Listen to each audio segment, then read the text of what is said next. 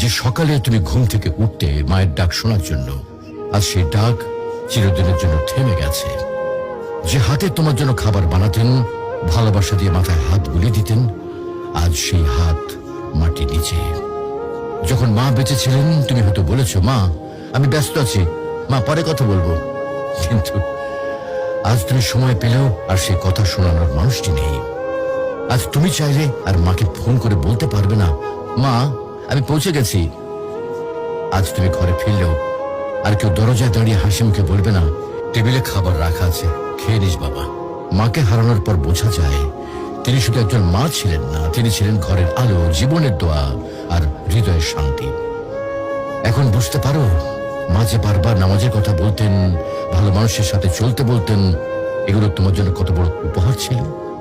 প্রিয় ভাই বোন, মাকে হারিয়ে আফসোস করার আগে কদর